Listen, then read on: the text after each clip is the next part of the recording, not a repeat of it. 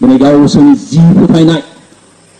बे फोथायनायखौ गोथै सालिसिम लांफाबाय बे फोथायनायखौ गोथै सालिसिम लांफानो नांगौ जेब्ला भुटान हाजोआव थादोंमोन बांलादेश हाजो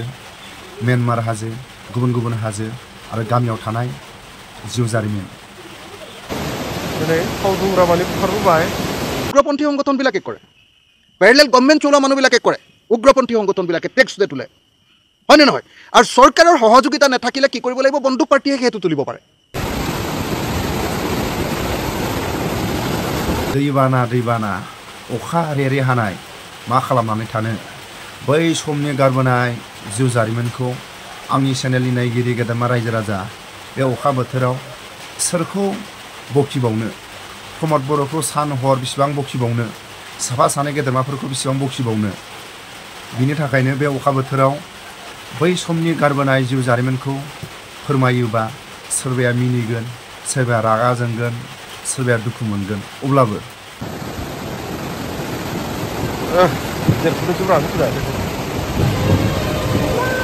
दैबाना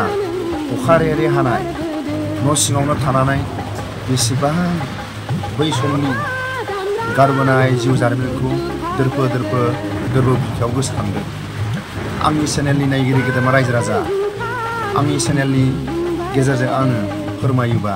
सोरबाया दुखु मोनगोन सोरबाया मिनिगोन सोरबाया खोनासंनो मोजां मोनगोन बै समनि जिउ जारिमिन जेब्ला भुटान हाजोआव थादोंमोन बांलादेश हाजो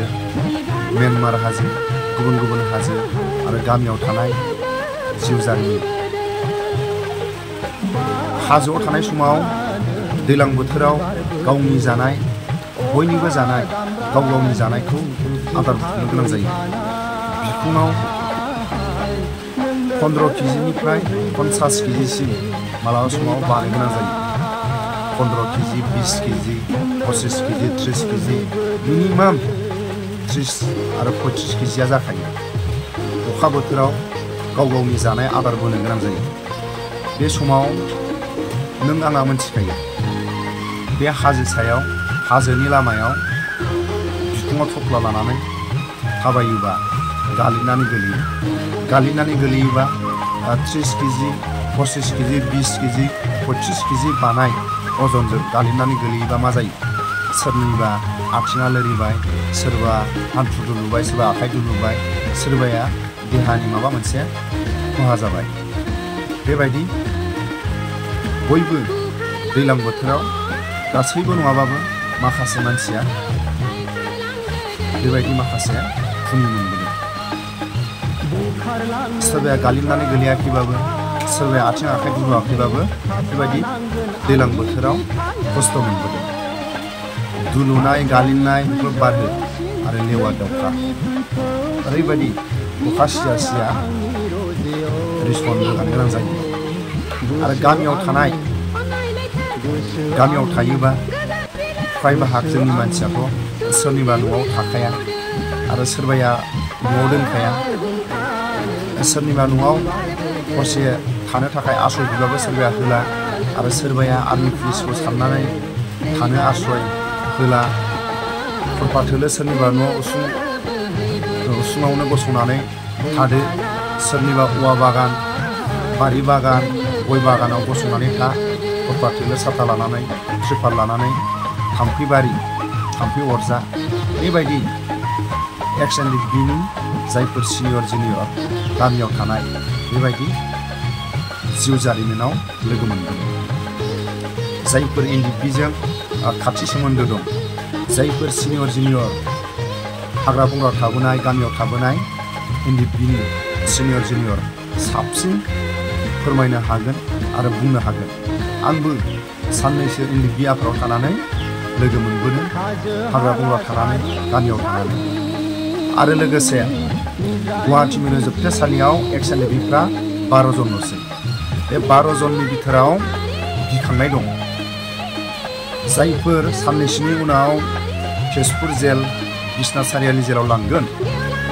बिथांमोना जोबोद गिखांदों बिटिसि बिटिआरनि बाहेरायाव थानाय जायखिजाया बर'नि दल संगठनानो जा बा एक्स एन डि बिआनो जा थोजासे आखायाव गावनि लोगोफोरखौ हेफाजाब मदद होनो थाखाय आखायाव रां रुफा गैया। मानो होनोबा बिटिसि बिटिआरआव जेसेबां बर'नि दल संगठनानो जा